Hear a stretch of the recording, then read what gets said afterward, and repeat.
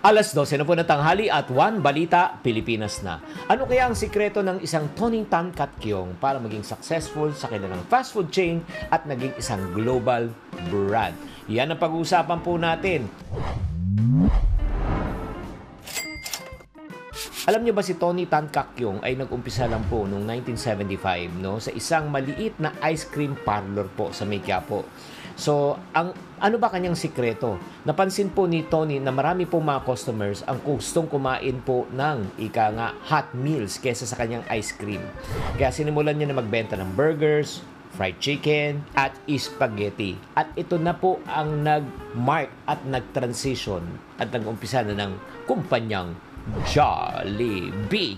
O siya yung pinakaunang fast food restaurant dito sa Pilipinas. Ang kakayahan po niya na makita po yung tinatawag na consumer demand. Kung ano ang gusto ng kanyang kliyente, yan ang binibigay niya. Kaya napakahalaga po kung gusto niyo talaga maging successful sa pagnenegosyo, unahin po na natin, alamin natin kung ano ang kailangan ng market. Kailangan marunong tayong mag-innovate. Ang ibig sabihin ng innovate, magbago. Huwag kang matakot na mag-experiment. Alam nyo ba na ang Jollibee, ang kauna-unahang fast food chain na nag-o-offer din po ng drive-thru dito po sa Pilipinas. Hindi siya natatakot na mag-take ng risks. At hindi lang yan. Hindi lang niya dinala po dito sa Metro Manila, sa probinsya, sa Metro Cebu, Metro Davao, at dinala na kanyang brand worldwide. Alam niyo na ba, meron na po to sa Italy, sa UK, sa Hong Kong, at marami pang ibang bansa. Napakahalaga po na kailangan po natin malaman na itong Jollibee ay isang Filipino brand. Naintindihan niya para magtagumpay globally. Hindi niya kailangan mangopya ng iba at kundi gawin niya talagang pusong Pinoy, lasang Pinoy para sa Pinoy. Kaya kung gusto niyo talagang maging successful din sa business, no, kailangan po natin maunawaan. Number one, maunawaan natin kung sino talaga ang target market natin.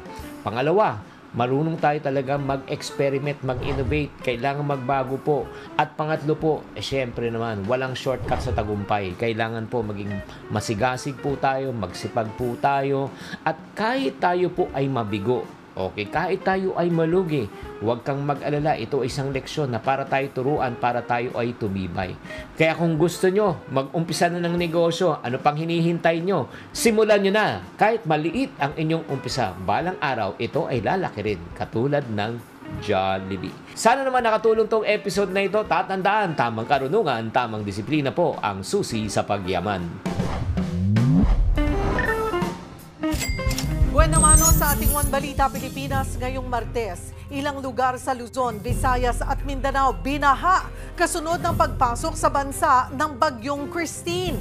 Ilang lungsod sa Metro Manila nag-anunsyo na rin ng class suspension. Dating Pangulong Rodrigo Duterte binigyan ng mensaheng get well soon sa House Quad Committee hearing matapos siyang mag-abiso na hindi muna makakadalo. Umano'y dating Davao Death Squad member na si Arturo Las Cañas iimbitahan na rin sa pagdinig. Pagsasayaw ni Vice President Sara Duterte sa social media, usap-usapan matapos niyang birahin ng batikos si Pangulong Bongbong Marcos. Mga nakababatang miyembro ng pamilya Marcos nagbigay na rin ng reaksyon sa mga pahayag ni VP Sara. Pagod at kawalan ng motivation sa hanay ng health workers sa bansa. Nais daw tutukan ng kandidato sa pagka-party list na Heal PH. Pag-uusapan natin kasama ang first nominee nilang si Dr. John D. Flavier live. At Miss Philippines Chelsea Manalo, emosyonal sa kanyang send-off para sa Miss Universe pageant. Chelsea, may pasabog daw sa kanyang magiging pagsaba sa pageant. Balitang mainit-init pa!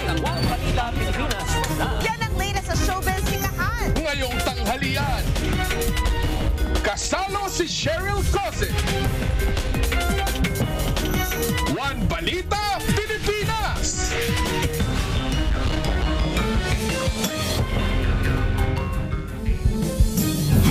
Magandang tanghali, Luzon, Visayas at Mindanao. Ramdam na sa Kabikulan maging sa Negros at Cotabato ang epekto ng Bagyong Christine. Libo-libo na ang inilikas dahil sa pagbaha. Magbabalita si Mon Gualvez. Binaha na ang ilang lugar sa Camarines Sur dahil sa magdamag na pag-ulang dulot ng bagyong Christine. Tumaas ang tubig sa Bicol River, kaya daan-daan ngayon ang nasa evacuation center sa Naga City. Aabot naman sa 3,000 inilikas mula sa mga coastal areas sa iba't ibang bayan ng Camarines Sur. Stranded naman ang mahigit 400 pasahero sa Tabaco Pier sa Albay. Ayon sa Office of Civil Defense, naka-red alert status ang buong rehiyon ng Bicol dahil sa bagyong Christine. Ipinagpaliban muna ang pagbiyahe sa dagat para sa kaligtasan ng lahat. Nawasak naman ang konkretong harang ng ilog sa Barangay Bantak sa Magpet, Cotabato. Lumala rin ang pagragasa ng tubig ng masira ang dike sa lugar. Binaha at nasira ang mga bahay kubot na buwal ang ilang puno. Sa takot na mas tumindi pa ang pinsala, lumikas na rin ang ilang residente. Sa Sagay City, Negros Occidental, nalubog na sa baha ang unang palapag ng ilang bahay. Umakyat na lang muna sa mas mataas na palapag ng kanilang mga bahay ang mga residente. Sa Bacolod City naman, lubog na rin sa tubig ang ilang kalsada. Hirap nang makadaan ang ilang maliliit na sasakyan gaya ng mga motorsiklo. Sabi ng Pag-asa, nagbabadyang mag-landfall ang bagyong Christine sa Isabela sa Miyerkules. Pero hagip pa rin ang buntot nito kahit ang ilang lugar sa Visayas at Mindanao. Kaya patuloy na pinaghahanda ang mga residente. Ako, si Mon Gualvez, para sa 1PH. At kaugnay po niya, nagtaas na ng signal number 1 sa Metro Manila dahil sa Tropical Storm Christine. At dahil dito, nag-anunsyo na rin ng class suspension ang ilang lungsod dito, kabilang po ang Quezon City at Marikina. Para sa update sa magiging lagay ng panahon, magkakausap natin sa linya ng telepono si Pag-asa Weather Forecaster Veronica Torres. Magandang tanghali sa iyo, Veronica. Magandang tanghali din po, Ms. Cheryl, pati na rin sa ating mga taga-subaybay po. Nasaan na ang bagyong Christine at saan pa may nakataas na wind signals? Po. Kaninang alas 10 nga ng umaga, itong si Christine ay nasa may layong 335 kilometers silangan ng Virac, Catanduanes. Nagtataglay ng lakas na hangin na 65 kilometers per hour malapit sa sentro at bugso na abot sa 80 kilometers per hour. Kumikilos sa direksyong Hilagang Kanluran sa bilis na 10 kilometers per hour. At yung mga nakataas naman nating tropical cyclone wind signal, ang pinakamataas ay signal number 2 sa may Catanduanes at signal number 1 sa may Ilocos Norte, Ilocos Sur, La Union, Pangasinan, Apayao, Kalinga, Abra, Mountain Province, Ifugao, Benguet, Cagayan, kabilang ng Babuyan Islands, Isabela, Quirino, Nueva Vizcaya, Aurora, Nueva Ecija, Tarlac, Zambales, Bataan, Pampanga, Bulacan, Metro Manila, Cavite, Laguna, Batangas, Rizal, Quezon, kabilang ng Polillo Islands, Masbate, kabilang ng Anticao Islands, Burias Islands, Marinduque, Romblon, at Camarines Norte, Camarines Sur, Albay at Sorsogon. Malawak, ano? Malawak ang sirkulasyon nitong si Bagyong Christine. Gaano kalaki ang kanyang circulation o radius? Opo. So, tama po kayo. Malaki nga itong si Christine kasi noong mga nakaraang araw kahit yung traffic umaabot sa buong bansa natin. Ito ay may radius na 720 kilometers po. When you say 720 kilometers, para ma-picture ng ating mga viewers, gaano kalaki yung sakop niyan? Buong Luzon, umaabot ang Visayas, maging sa Mindanao? Opo. So, sa ngayon, yung mga areas na nagkakaroon ng direktang epekto nga itong si Christine, base rin sa ating forecast kaninang umaga, ay umaabot ito hanggang yung direct effect ni Christine, umaabot ng silangang bahagi na Southern Luzon at Eastern Visayas. Pero yung trough extension niya, umaabot din na ating buong bansa po. Oo, so may kakayanan siyang matakpan o maabot yung buong Pilipinas. Opo, tama po kayo dyan. Alright, nasa 335 kilometers pa yung layo niya mula sa bansa. Kailan ito inaasahang mag-landfall? Ano yung mga probinsya na dapat maghanda na posibleng daanan ng mata ng bagyo? Opo. So, ito ay posibleng mag-landfall by tomorrow sa Isabela, sa may Isabela o Northern Aurora by tomorrow. Gayunpaman, pinag-iingat nga natin yung mga kababayan natin kung sa ngayon, sa may silangang bahagi ng Luzon at Visayas. And then sa mga susunod na araw, lahat na tayo ingat sa may bandang Luzon, lalo na sa may northern at central Luzon dahil posible nga ding dumaan doon yung bagyo. And kahit gayon pa man, mag-ingat pa rin kahit sa mga nasa may southern Luzon area at ilang bahagi sa may Visayas dahil magiging maulan pa rin naman po. Hindi pa nagla-landfall itong bagyong Christine ay nagbigay na tayo ng babala early this week or actually over the weekend and yesterday ay nagpapaalala na tayo. Pero kailan natin mararamdaman yung talagang hagupit nitong bagyong Christine, though nasa tropical storm strength pa lang siya, di ba? Maasahan pa ba itong umabot ng typhoon strength? Opo. So, regarding sa unang tanong na kung kailan mararamdaman yung hagupit, as early as now, lalo na sa may mga Bicol region, sa mga nasa may Eastern Visayas area, nararamdaman na nga yung mga malalakas na pag-ulan, tropical storm category. Although ngayon, tropical storm category siya, posible siya bago mag-landfall, ay maging isang severe tropical storm category. And then yung paglagpas niya ng ating landmass ay doon siya posibleng lumakas at maging isang typhoon category na po. Veronica, ano ang kilos ni Christine? Ito ba ay tatawid talaga ng ating bansa at gaano kabilis? Opo. Ito ay kumikilos sa bilis na 10 kilometers per hour sa direksyong west-northwest. At ito ay inaasahan nga natin na tatawid ng ating landmass. So, possible sa may northern Luzon o kaya central Luzon area. Although northern part ng southern Luzon, pasok sa area of probability kaya maghanda pa rin po tayo. Hanggang kailan magdudulot ng malakas na ulan at hangin itong si Bagyong Christine sa bansa? Nakikita nga natin na with regard sa mga malalakas na mga paulan, base sa ating extended weather outlook kanina, kung dito sa may Metro Manila, possible hanggang hanggang Thursday, posible maging maulan, although by Friday, possible na may signal pa, pero by around Friday at sa mga susunod na araw, doon yung improving weather sa Metro Manila po. We're just talking about Metro Manila. Pero kailan inaasahang lalabas ng Philippine Area of Responsibility itong si Bagyong Christine? Around Friday po siya, posible nang lumabas na ating PAR. Around when? I'm sorry? Around Friday po, October 25. Okay, Friday. Ito bang Bagyong Christine ay maraming dalang ulan? Opo, marami nga pong dalang ulan ito. Sa katunayan nga, naglabas na nga din tayo ng weather advisory regarding dito kay Christine at nakikita nga natin yung intense to torrential rains ngayon sa may Catanduanes, Camarines Norte, Camarines Sur, Albay, Sorsogon at Northern Samar. Heavy to intense rains na 100 to 200 millimeters sa may Masbate, Samar, Eastern Samar at Quezon at moderate to heavy rains 50 to 100 millimeters sa may Cagayan Valley, Cordillera Administrative Region, Central Luzon, nalalabing bahagi ng Visayas at Mimaropa. Once na mag-landfall ito, nakikita ba nating mababasag or hihina ang bagyo? Nakikita natin na kung mag-landfall man ito by tomorrow, posible naman siyang humina pero very slight lang at mananatili pa rin ito sa severe tropical storm category. So talagang itong, in general, talagang ang buong bansa ay kailangang maghanda sa mga pag-ulan na dulot ng bagyong ito. Tama po kayo dyan, Miss Sherry. Ingat na lang din po tayo.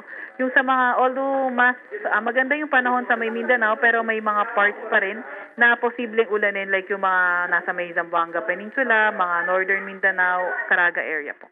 So kailangan po talagang maghanda tayo mga kapatid. Well, thank you for the update. Patuloy na lamang po kaming tututok at muling hihingi ng update mula sa Pag-asa throughout the day. Thank you, Veronica Torres. Maraming salamat din po. Sa pagtaya ng DSWD, aabot sa 30 milyong individual ang posibleng maapektuhan ng Bagyong Christine. Dahil dito nanawagan ang Office of Civil Defense na higpitan ang paghahanda laban sa paghagupit ng bagyo. Kaugnay niyan, magkakausap natin si Director Edgar Posadas, ang tagapagsalita ng OCD and DRRMC. Magandang tanghali po sa inyo, Director. Director Posadas?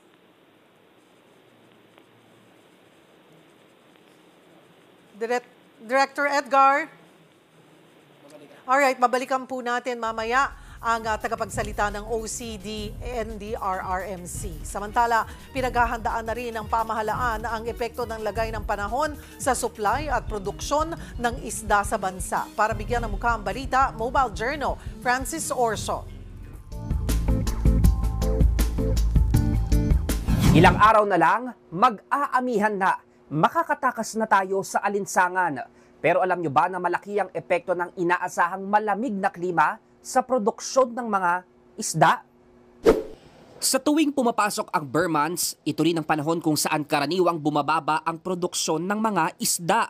Kapag mas malamig kasi ang temperatura ng tubig, hindi kayang mangitlog o magparami ng mga isda. During summer season, doon lang medyo mataas yung production dahil nga medyo mataas din yung water temperature. Pero pag bumagsak na yung temperature, minsan umaabot sa 26 degrees during cold season, wala na pong production yung mga hatcheries natin.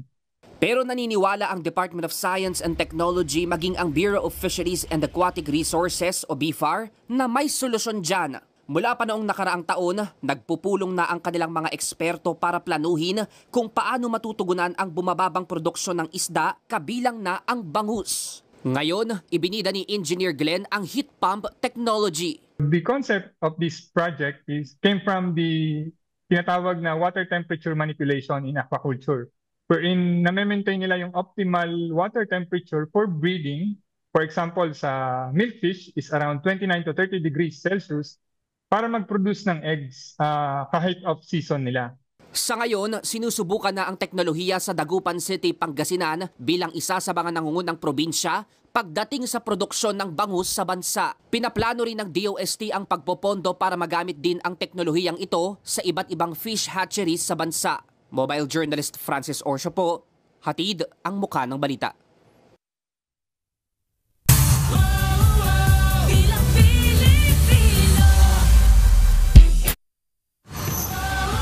Implementasyon ng universal healthcare at kapakanan ng healthcare workers. Ilan lang po yan sa gustong isulong ng Health Alliance o HEAL Party List. Para pag-usapan yan, magkakasama natin live dito sa studio si Dr. John D. Flavier, ang first nominee ng HEAL PH Party List. Magandang tanghali sa iyo, Dr. John D. Thank you for joining us. Magandang tanghali, Cheryl. Hindi joining us kasi binibilang ko 2 dekada na tayong magkasama. Oo nga. Baka balikan yung mga kabataan dyan, baka hindi pa nila alam. Pero yes, 20 years na po kami magkasama ni Doc John D. Nasa kabilang estasyon pa po tayo. And we called you then the Barrio Doctor. Yes. Doon talaga, sinusubukan. Yun po ang inyong first love. Yun yung talagang unang tinutukan mo. Kasi mahalaga pa rin hanggang ngayon yung ating nasa laylayan ng ating mga lipunan. Hindi na lang baryo ngayon eh. Kuminsan sa syudad mismo, sa mga medyo gipit na mga lugar, ang dami pa rin nangangailangan. Pero yung napansin ko sa 2 dekada natin magkasama, nung kaagapay ka pa ng pamilyang Pilipino, naging taga-alaga sa mga kapatid, madaya nga kami, kuminsan ginagamit namin yung sagot kita galing sa'yo. Okay lang po yan. Pero sa tagal na yon, maganda naman na meron naman nakikita na pag-unlad sa ating kalusugan, pero kulang pa. So yun yung sinusubukan namin tutukan. I feel you, Doc John D. Dahil nga sa advokasiyang ito, in a way, kasama niyo po ako dito. Dahil nakita natin talaga yung malaking kakulangan and it's pretty frustrating. Ano po, at nakakaawa eh. Tama. Yung pumupunta tayo sa mga lugar, sa mga isla, lalo na kailangan pa nating ibangka para makarating at makakuha ng tamang pag-aaruga sa kanila. And I'm sure you continue to see that. Kasi sa ngayon nga, nakakakita, hindi na ako kasi kuminsan, nakakahiyang sabihin, kuminsan namamanhid ka na sa dami ng nahihirapan. Pero yung kasama namin sa HEAL PH na grupo, maganda kasi siya doktor sa mata. Kaya mas malinaw yung pananaw niya. Maganda yung sinasabi niya na kaya siya nabuhayan na ibuo kami. Ayun, I was gonna ask that. Paano nabuo po ang Health Alliance Philippines or HEAL PH? Yes. Yung naramdaman niya at nakita, yung mga lumalapit sa kanya na sinasabi na, Doc, sana kung may pera ang pamilya namin, hindi namatay ang aking nanay, o kaya yung iba sasabihin yung aking anak. So yung perang gano'n na pagkukulang, yun yung parang umantig sa kanyang damdamin na ang daming perang nakakalat sa Pilipinas, bakit merong ganito pa? So yung sinusubukan namin, maganda kasi, sabi nga sa amin ni Professor Orville, yung mga sangkap para sa isang magandang sistema ng pangkalusugan, andyan na. Susubukan na lang natin ibuo-buo ang pangunahin dito, yung binanggit mo na universal healthcare o kalusugang pangkalahatan, andyan na yung batas. Yung pagpatupad na lang ang kulang. And kung titignan din naman po natin, hindi natin may kakilala na malaki naman ang budget na inilalaan po ng ating pamahalaan pagdating sa health sector. Tama. Kaya lang, bakit kulang yung nararamdaman? Bakit bitin, kumbaga?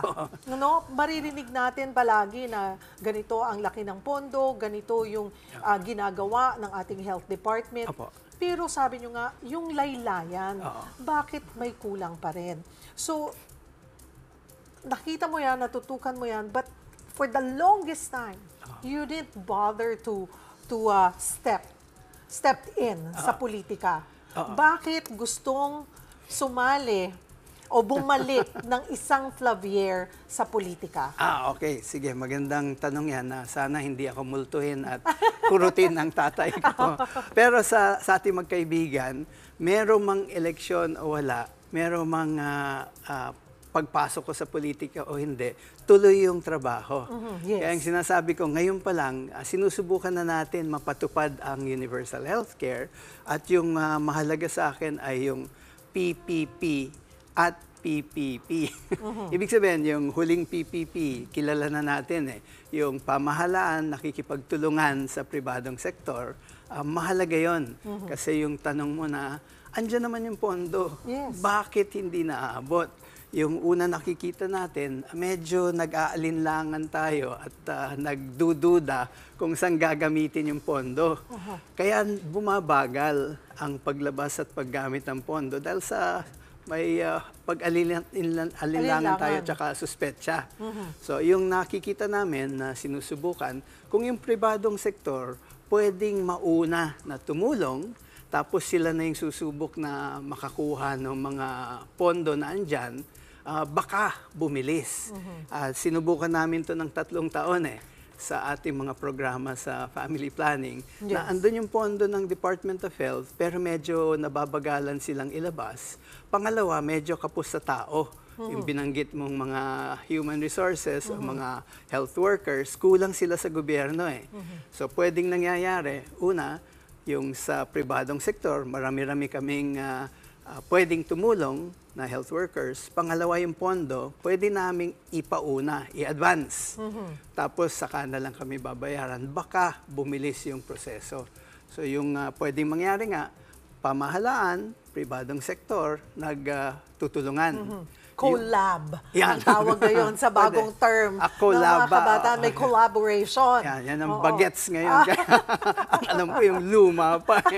Tapos yung huli at pinakamahalaga nga, yung PPP din, na yung pera, mahalaga kasi sa pagtulong kung maibigay. Pero hindi lang sa diretsahang tulong Yung mga kagaya mo, napakahalaga yung kaalaman din, hindi lang kalusugan. Yung isang profesor nga sa UP na mahilig mangaso, yung nag-hunting siya sa bundok-bundok, yung mga katutubong na kikilala niya, gugulat siya kasi wala siyang, yung SIM niya hindi gumagana sa bundok, pero may internet. So, kung meron lang kaalaman na mabibigay, pwede. So, hindi lang kalusugan, kaalaman, magandang mahalagang mabayaran ng ating pera. Yung pangalawa, maraming mga andyan na pagamutan. Kulang lang ang suporta para gumanda naman at kuminsan ayaw bayaran ng PhilHealth o DOH pagkakulang sa standards. So yung pagandahin, mapaganda sana mga Paano pagamutan. magkaka-standards kung hindi naaabot ng budget? Naalala ko noon, Doc John D, may naabot po kami sa Alagang Kapatid na Okay, talagang kinakalawang na yung buong ospital sa isang isla. Yan, So talagang hindi na nila mapakinabangan. Yeah. So ang tagal ng taon, siguro sabi mo nga 20 taon na tayong magkakilala at ito yung pareho nating binabantayan at advokasya. Pero mabagal yung development. We're not saying that it's not improving at all, but it is very slow. Yes. So Tama, kayo po tama. sa Heal PH, hindi po natin maikakaila na marami pong party list na ang focus ay health din. Ano? Mahigit 160 or almost 200 party list ang tumatakbo po ngayon at ang pipiliin lang ng isang botante doon sa almost 200 na yun ay isa lamang na party list. Ano po ang kaibahan ng Heal PH doon sa ibang mga party list na ay focus ay health? Okay. Sa atin na magkapatid at magkasama na matagal, yung siguro napakagandang kaibahan ng Heal PH na party list ay meron mang eleksyon o wala, andyan kami na papatakbuhin itong programa at pag-asa na pwedeng makatulong. Halimbawa, yung isla na sinabi mo, pag politika yung magdidesisyon, isla ko, konti tao dyan. So, hindi mo bibigyan ng pondo. Pero yung Heal Party List, yung Heal PH, lalo na yung nagbuo nito, ang pananaw, pribadong sektor nga ang pwedeng pumasok dyan. Kasi kung gagamitin mo politika, kulang ang boto, hindi tutulungan yan. Kung gagamitin mo yung budget, kulang ang budget, uunahin sa mas maraming So sabihin tao. ang makikinabang. Yan. So yung Pero mga... Pilipino rin naman sila. Yes, tama. Diba? Bakit kailangan pagkaitan? So yun yung kaibahan ng konti na may election man, manalo man o hindi, yung pag-asa na magtutulungan ng pamahalaan at yung pribadong sektor, andyan pa rin. Kahit wala kaming Congress rep, andyan kasi yung kampanya para sa pagtutulungan. So yun na medyo iba. Na babalik din ako sa iyo, Cheryl, kahit hindi ako makapasok sa party list. Kasi yung... Patuloy natin. Yun, tutuloy pa rin. Tutuloy natin yung ating pag-uusap on this. Pero I think kasi when you say party list, it has to be represented. Sabi nga, although sinabi nga po ng Korte Suprema na hindi naman kailangan bahagi siya nitong marginalized sector. Pero at least knowing that you're the first nominee, second nominee is... Si Secretary Eric Tayag. May Yusek Eric Tayag or Dr. Eric Tayag na kayo po ay sa ilang dekada. Medyo sasabihin natin nakikita yung edad, pero yung tagal na kakaalam, yung talagang kaalaman doon sa problema sa health sector ay talagang naroon po kayong dalawa. Hindi lang kami dalawa. Kasi 5 ang naandyan sa partida namin. Hindi lang doktor, pero kasama ng kagawaran ng kalusugan ng DOH na matagal. Andyan siya. Andyan yung naging direktor ng pinakamalaking ospital sa Pilipinas. Madalas kasi akala nasa Metro Manila, pero nasa Davao area yung Southern Philippines Medical Center. Kasama namin si Dr. Busuego. Kasama din namin yung mga ibang tumutulong. Yung naging direktor ng Bureau of Health Services and Facilities, kabisado kung ano nangyayari, mga naging kasama ni Dad sa Office of the Secretary of Health at yung ilan pa mga direktor, andyan sila. Pero hindi lang health kasi pagka problema ng kalusugan, hindi lang health worker. So may kasama kaming 2 general na magaling magtingin ng pag-deploy at pagkabasa sa komunidad. At ang pinakamaganda, malinaw ang aming pananaw kasi meron kaming 3 na manggagamot at doktor sa mata. Kaya andyan din sila. Meron kami mga kasama sa health promotion at media. At higit sa lahat, meron kaming mga kasama na nasa private financial sector na kabisado nila yung kumikita at nakakatulong sa pribadong sektor. Sinusubukan namin silang ihikayat na sa pagtulong sa pamahalaan, sa gobyerno, baka pwedeng tuloy pa rin ang negosyo pero hindi kailangan pagkitahan na malaki. So, kung kayo po ay palarin ang Apo. HEAL PH sa Kongreso, ano ang unang-una?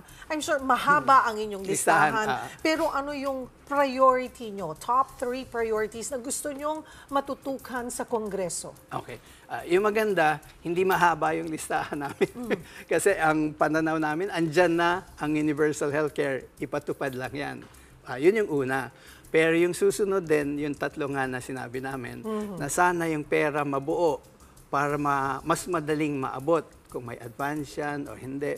Sana mapaganda natin ang ating mga paggamutan na andyan na, lalo sa mga lugar na hindi naaabot masyado. At yung huli, yung pagtutulungan na baka pwede na puntahan ang mga lugar na kinukulang sa serbisyo. Maganda doon, nagsisimula na yung ating pamahalaan. Di ba merong lab, yung mga laboratoryong umiikot, may mga kung anong bus, pero ilang daan lang yan. Mga mobile clinics? Yan. Oo, So, yun yung pangatlo at huling naming susubukan na mas marami ang paraan para abutin yung mga, ang tawag sa DOH, GIDA, Geographically Isolated and Depressed Areas, yung mga hirap, mga nasa laylayan, yun yung susubukan tutukan. Napansin ko tuloy yung numero mo. Hala ko, candidate sa Mr. Philippines. Ano na pala, ang nakapag-draw lots na, no? Sa ang loto. mga party list. Akala namin na yung mas malaking numero, milyones sa makukuha. Kaya 152. So, ang HEAL PH ay 152. Yes. Oo, kasi ganun po ngayon ang kalakaran. Well, the past elections also because sa dami po ng party list. At nakita din nila na yung karamihan ay letter A. Kasi nga naman para Unahan diba? sa harap. Kung ano po yan, alphabetical order. Tama. Pero ang party list po ay pipili ka ng numero. Tsaka para matanda mo, Cheryl, alam mo naman yung height ko. Height mo? Isang 5'2" lang ito. Kung si Dadang nakakatabi mo, isang 4'11" yun. Kaya 152. At least mas matangkad ka. Ng Kay konti. Sec. Ng Pero konti. sabi niya mas gwapo daw siya, kaya malas. Huwag na nating yon. Huwag na nating paglaban yon. Again, thank you for joining us. Salamat na marami. Dr. John D. Flavier, ang first nominee po ng number 152 HEAL PH Party List. Okay, mabuhay po kayo. Susunod, ilang government employees sa Sulu wala na raw halos sinahod matapos mahiwalay ang kanilang probinsya sa Bangsamoro Region.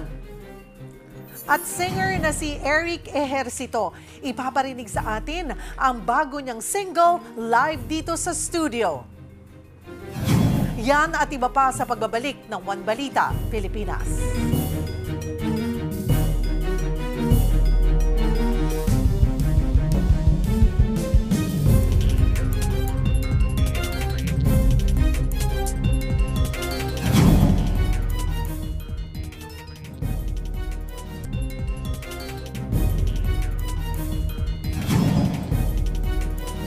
Kapapasok lamang po na balita, nagsuspindi na rin ng klase ang lungsod ng Maynila mula preschool hanggang senior high school matapos ilagay sa signal number 1 ang Metro Manila dahil sa bagyong Christine. Naglabas din ng lahar advisory sa Bulkang Mayon para mag-ingat ang mga residente sa paligid.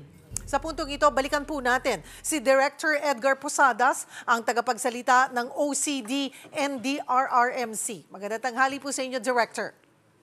Cheryl, magandang tanghali at magandang tanghali sa inyong mga tagapakinig at tagapanood. Director, hindi po biro yung 30 million individuals na affected at ngayon pa lang may ilang lugar na po ang binaha. Ano na po ang ginagawa ng ating pamahalaan sa paghahanda nga po nitong talagang paghagupit pa ng bagyo? Though nagsisimula na nga daw pong maranasan ito sa Kabikulan. Oo, Cheryl, since kahapon pa yan dahil kahapon pa naka-red alert na yung ating Emergency Operation Center sa Bicol dahil doon nga siya malapit, Cheryl, kahapon ang halos buong Bicol, halos buong Eastern Visayas at saka portion ng Mindanao kahapon. At ngayon lalong lumawak. To address that, Cheryl, no, yung ating NDRIM OC, after the PIDRA Core Group meeting kahapon of decision makers, itinaas na rin ang level natin sa red alert kahapon, effective 5 p.m. Ibig sabihin, all hands ito. Ngayon, nandito kami lahat, no? Yung mga decision makers, yung mga available resources, yung mga available teams, na pwede nating tawagan yung mga assets natin at yung iba pang mga pwede nating itulong doon sa mga kababayan natin na posibleng mga ilangan ay in place sa ngayon, Cheryl. At ito ay complemented by other regions kagaya ng Cordillera, ng Region 2 sa Cagayan Valley, Region 3 sa Mimaropa at saka yung sa Region 5. They are also on red alert right now. At patuloy, Cheryl, ang aming pakikipag-ugnayan sa ating mga through our regional offices, yung mga lokal na pamahalaan at iba pa nating mga stakeholders para masigurado natin na yung mga pangangailangan nila kung meron man ay ma-address. Pero as we speak, Cheryl, yung mga basic na like food items, yung mga non-food items na kagaya ng family packs, na mga hygiene kits, at iba pang mga yung mga shelter repair kits ay already prepositioned doon sa mga regions. At kung kakailanganin man, augmentation na lang as we go along. Pero ang pinaghahandaan nga natin yung talagang pagpaplano pa rin at pag-collaborate ng mga interagency along with the local government unit and other stakeholders. At isa pa yung pag-disseminate ng information in all levels, in all forms, Cheryl, para mainformahan ng ating publiko kung ano ang pwede nilang ma-expect dito sa bagyo na ito na medyo malakas at magdadala ng pag-ulan at ng hangin, Cheryl. Opo, ang sabi po ng Pag-asa kanina, itong bagyong ito ay napakalawak, around 720 kilometers ang kanyang radius. Practically, kaya niyang matabunan or maabot ang buong Pilipinas. And also, yung klase ng bagyo daw po nitong si Christine ay madaming ang ulan. Intense rains talaga ang dulot po nito. So since maaga rin naman po yung abiso at paghahanda, masasabi ba natin, Director, na handa po ang ating bansa dito nga sa hagupit ng bagyong Christine? Kung sa paghahanda po, sa palagay ko naman po, ang inyong NDRIPC, ang inyong pamahalaan ay nakahanda. No? Ganun din ang mga lokal na pamahalaan. Pero hindi rin po tayo nagkukumpiyansa, ma'am. We are always playing as a template yung worst case scenario para kasi hindi natin masisigurado, no? We cannot leave anything to chance. That is why talagang puspusan po ang ating pakikipag-ugnayan at kung may kailangan pa na dapat ibigay, ipagkaloob as early as now habang hindi pa masyadong umahagupit, madala na natin. Pero as we speak po naman, sapat pa po yung mga supplies natin, although ang DSWD po ay hindi nagtitigil para po mag-distribute pa, mag-produce pa sila para pang-augment po, pang-tulong. At ganoon din po tayo dito sa NDRIMC, Cheryl, kung sakaling may pangangailangan, sasabihin lang sa atin and we will be able to provide. So far naman, okay pa ang ating finances, okay pa ang ating pera para suportahan at mga resources available dito sa national, Cheryl. It's good to know din po na sabi nyo nga po kanina ay lahat ng relief goods na kakailanganin sa iba't ibang probinsya ay nakahanda na, naka-preposition na po. Opo. At bukod pa dito, Cheryl, we would like to also give credit to our local government units kasi kasali din sila. Yung mga resources nila ngayon, bihira na lang na humihingi sila agad-agad. Pero siguro dahil na sunod-sunod dito, hindi rin maiwasan na there would be a need for at least the regional resources para for augmentation. At it's good then that yung current law natin, nagaan natin, allows for prepositioning of goods and we are already employing yung anticipatory action natin, Cheryl, na hindi pa man, alam na natin. And one is yung analytics na ginagawa ng ating mga kaibigan sa DSWD na na-analyze nila kung ilan ang posibleng maapektuhan in whatever form yung populasyon na pwede maapektuhan. In this case, more than 33 million, Cheryl. Director Posadas, panghuli po, paalala natin sa publiko. Opo, kagaya po ng pinag-uusapan natin, Cheryl, how I wish I could downplay yung itong sitwasyon na ito. But wag po tayong maging kumpiyansa, lalo na dito sa Metro Manila, medyo umaaraw pa po. Pero nasa signal number 1 po tayo ngayon at ganun din po, lalo na yung posibleng landfallan po itong Bagyong Christine, which can be anywhere from Region 3 to Region 1 or Region 2 po. So, wag po tayo maging kumpiyansa. Let us always be on guard. Yung pong ating paghanda, yung ating pong panawagan namin para po, lalo na po dun sa mga identified na mga vulnerable communities natin, para po yung to heed the call, para po dun sa necessary preparations. Lalo na po halimbawa, example dito ay kung kinakailangan na pansamantala tayong lumikas sa isang safe na lugar habang posibleng manalasa sa atin itong bagyo dahil marami po itong ulan, marami pong hangin. And so yung possibility po ng flooding and landslide babantayan natin.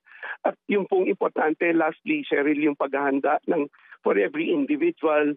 Dahil pag safe po tayo, we can keep our families and our communities safe. Ingat po tayo and let's all be safe during Christine's onslaught. God bless everyone.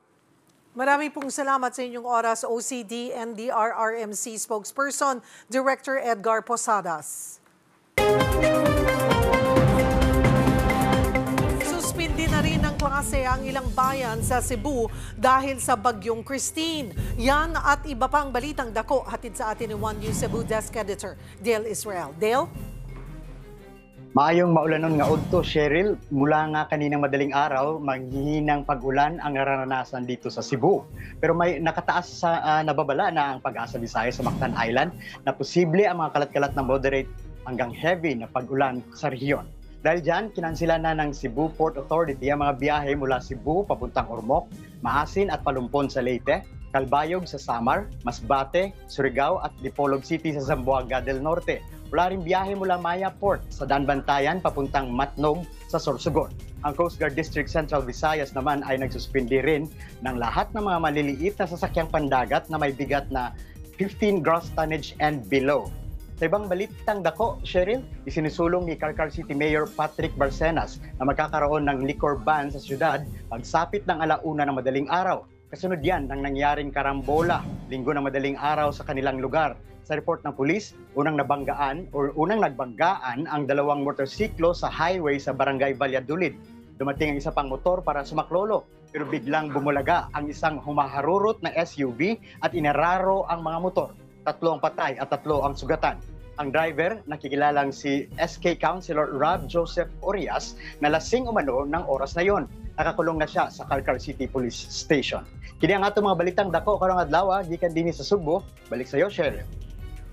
Daghang salamat, One News Cebu Desk Editor Dale Israel. Kung hindi kalahati, wala na raw talagang natatanggap na sahod ang ilang government employees sa Sulu. Yan ay matapos ideklara ng Korte Suprema, hindi na sila kasali sa Bangsamoro Autonomous Region in Muslim Mindanao o BARM. Magbabalita si Mon Gualvez. Matagal-tagal na palang umaaray ang ilang guro at civil servants sa Sulu sa problema sa sahod. Sabi ng maraming guro at civil servants dito sa Sulu, kung hindi kalahati, wala talaga sila natanggap na sahod ng ilan sa kanila, mahigit 1 buwan na mula ng formal na mahiwalay ang probinsya sa BARM. Nagsimula ro ito nang ideklara ng Korte Suprema na ihiwalay ang Sulu sa Bangsamoro Autonomous Region in Muslim Mindanao o BARM. Hindi dapat din po maapektuhan ang delivery of public services. Dapat tuloy-tuloy lang yung mga maestra, yung mga ospital natin, tuloy-tuloy din yung trabaho ng DPWH at lahat na. Nauna na nagpahayag ng concern sa desisyon ng Korte Suprema sa Tolentino dahil nakakarga sa BARM ang kasalukuyang budget ng Sulu. Nakipag-usap na siya sa Malacanang para suportahan pa rin ang pondo ng probinsya. Para naman kay Sulu Governor Abdusa Curtan, malaking bagay na makialam na sa issue ang national government. Hindi ro kasi kakayanin ng kanilang pondo na saluhin ang pagpapasahod sa mga apektadong government employees. Pag hindi sila maswelduhan, sasama ako maglilid, mag-demonstrate kami. Sinabi ko na, kaya wag na kayo mag-alala. Nakahanda naman daw ang BARM na sagutin ang problema, pero kailangan lang daw pumirma muna ng affidavit of undertaking para makaiwas nila sa issue ng disallowances. Bagay na tinututulan ni Gov. May budget na yan sa BARM ng 2024. Hindi pwede mawala yun. Hindi naman pwede balik nila pa yun. Isa pang problema, ang nakaladkad umanong pangalan ng probinsya sa insidente ng pagdukot sa Amerikanong si Elliot Eastman sa Cebu, Zamboanga del Norte noong Huwebes ng gabi. Kaya bantay sarado ngayon ng Army at PNP ang kanilang mga border. May mga tauhan na rin ng FBI na nauna nag-imbestiga sa insidente. Nauna nang sinabi sa initial na investigasyon na posibleng sa direksyon ng Basilan at Sulu nagtungo ang mga nangidnap, bagay na hindi nagustuhan ng probinsya ng Sulu, lalo't mahigit 1 taon na nilang idineklara na malaya sila sa Abu Sayyaf Group na kilala noon sa mga kidnapping activities. Sa ngayon, wala naman daw nakikitang indikasyon ng mga otoridad na nakapasok sa Sulu ang mga kidnapper. Yung mga yan, huwag tayo mag-conclude kaagad kung nasaan. Hintayin natin ang competent authorities to determine kung nasaan talaga dahil nakakasira naman yan ng image ng ating lalawig na. Una nang sinabi ng isang testigo na isinakay si Eastman sa isang motorbangka matapos siyang barilin sa hita ng mga kidnapper. Sabi ng mga otoridad, ilang beses na raw palang nabalaan ng Amerikanong vlogger na iwasan ng lugar, pero hindi ito sumunod. Sa ngayon, may lead na sila sa 2 persons of interest. Iniimbestigahan din nila kung posibleng may koneksyon ng mga ito sa grupong Abu Sayyaf o ibang terrorist group sa Zamboanga Peninsula at Bangsamoro Region. This time ay sinaktan kaagad nung makita at nag-resist itong biktima ay sinaktan kaagad and in fact binaril nga siya. So these are the things na kinukonsider po ng ating mga investigating unit whether ang purpose po ba talaga nung pag-abduct nitong biktima ay is really a kidnapping for ransom. Ako, Simon Gualvez para sa 1PH. Hola mga kapatid, another love song is out at sigurado raw na makaka-relate dito ang mga hopeless romantic. O diba? Yan ay ang Find You. O mahanap nga ba natin siya? Ang mahanap natin ang kumanta at gumawa ng kantang ito, si Eric Ejercito na live po dito sa studio. Eric! Annyeonghaseyo! Wow! Alam mo kung may K-pop ka talaga. Si Eric po ay isang aktor, di ba?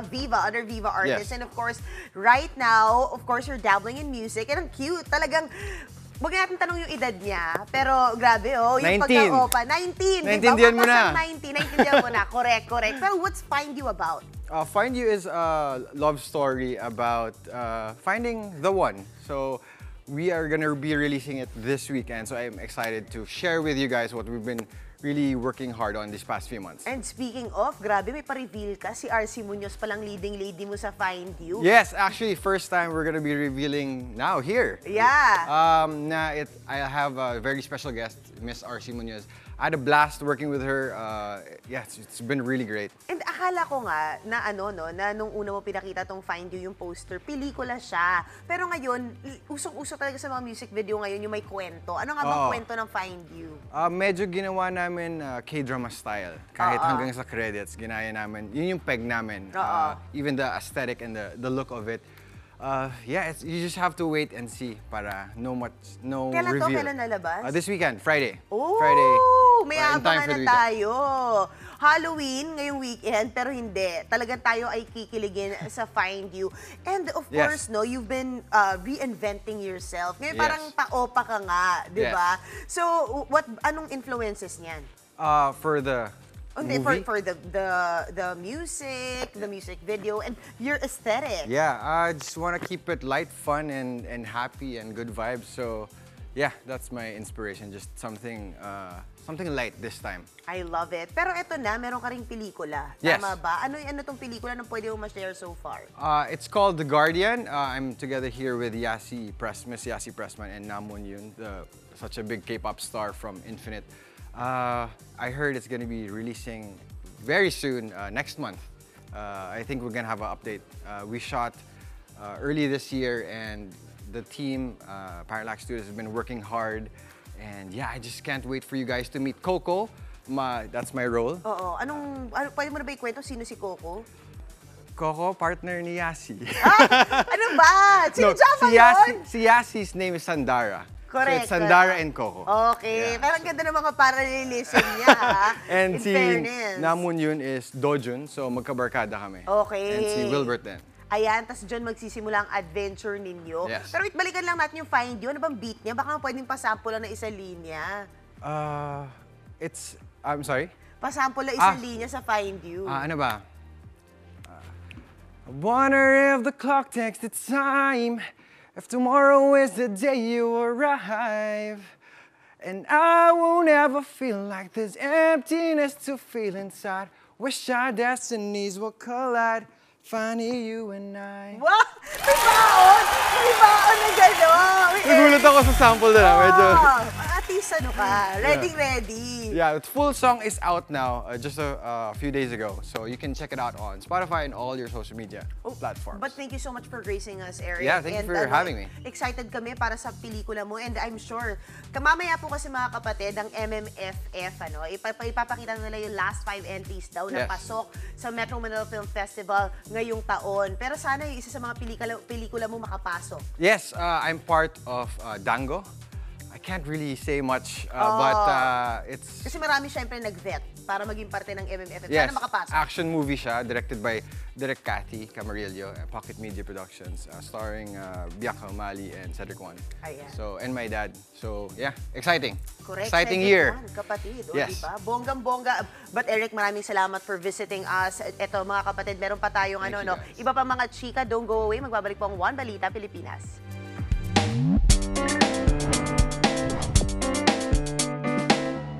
Magandang tanghali mga kapatid.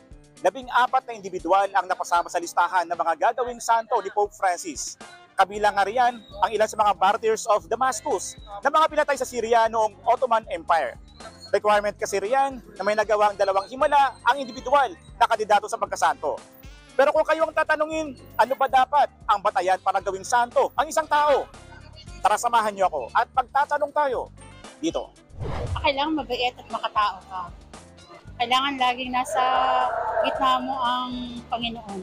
Lahat ay good deeds. Talaga siya ay sumusunod doon sa kagustuhan ng Panginoon na maging mabuti kang tao at mapagbigay. Gumagawa po ng mabuti at siyempre may kabanalan. Sumusunod sa utos ng Diyos at nakikipagkapwa-tao. May pananampalataya. Magpakabait. Palaging magdadasal. Tsaka huwag magawa ng hindi mabuti. Bilang isang tao, maging good Samaritan ka. Tapos, matulungin ka sa mga bata. Magkaroon ka ng kawang-gawa sa puso ng tao. Ako ang inyong hari ng bayan, ang tunay at nag-iisang pantanggal umay sa pananghalian.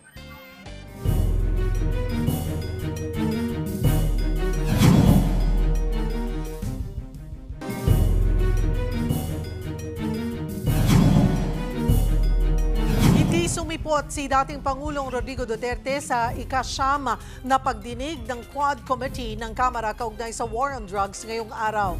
Masama raw kasi ang pakiramdam nito at kauuwi lang ng Davao nang matanggap ang imbitasyon ng komite. Plano raw ng dating Pangulo na humarap na lang sa susunod na hearing pagkatapos ng undas. Present ngayon sa hearing si dating Senador Laila De Lima na umaasang gumaling na si Duterte.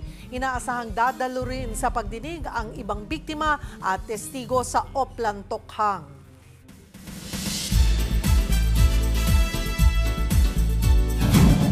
Round 2 na po ng showbiz. Bumiyahe na pa US ang pambato natin si Miss Universe Philippines, Chelsea Manalo. At syempre, meron raw siya mga pasabog sa kanyang performances dito sa Miss Universe competition na magaganap nga sa Mexico. Narito pong report. Hindi napigilang maiyak ni Miss Universe Philippines Chelsea Manalo sa airport sa pagsisimula ng kanyang Miss Universe journey. Grabe ang pagmamahal ng fans. What's making you cry? Chelsea, ba't bigla ka naging emotional? I don't know. I just love Philippines so much. Ang naghatid kay Chelsea sa airport ay ang kanyang mga magulang at designer na si Manny Halasa. Nagagawa ng kanyang preliminaries hanggang finals look para sa kompetisyon. Susunod sila kay Chelsea sa Mexico sa November 3. Sobrang saya, excited. Naiiyak. Excited. Dala-dala rin ni Chelsea ang 10 bagahe. Nalaman ang kanyang mga gown at national costume na ipapamalas ang ganda ng kulturang Pinoy. Top secret pa ang looks, pero ito raw ang clue. Colorful outfits for sure, para mag-complement sa skin tone. Lilipad muna si Chelsea patungong Los Angeles para sa last hurrah ng training bago tumulak pa Mexico sa October 29. Mental trainings, these are the things that I need to really focus kasi when you get to the finals, I know once the activity starts, dire-diretso na yan. So I think properly having that communication with my team, with the Q&A trainer, makeup trainer, pasarela training, if I get to talk to them right away about what else I'll be doing, then yun lang, I'm gonna have the best time there for sure. Hindi naman competition, kundi welcome development para kay Chelsea na may 3 Pinay na kasali sa Miss Universe 2024. Yan ay sina Miss Bahrain, Miss Great Britain at Miss New Zealand Victoria Vincent, naka-close pala ni Chelsea. She even lent me a dress. So, can you imagine if we're gonna go to Mexico, baka maghiraman pa kami ng mga gamit namin. It won't be feeling like a competition at all. Sa November 16 na ang Miss Universe Coronation Night sa Mexico. Yan ang latest sa showbiz. Balik sa'yo, Cheryl. Thank you, MJ. At yan po ang mga bumabanderang balita at public service sa inyong tunay na kasalo sa tanghali. Hanggang bukas, dito sa balita ang magpapabusog sa inyong kaalaman. Ako po si Cheryl Cosim. Kami ang 1PH, teleserbisyo para sa Pilipino.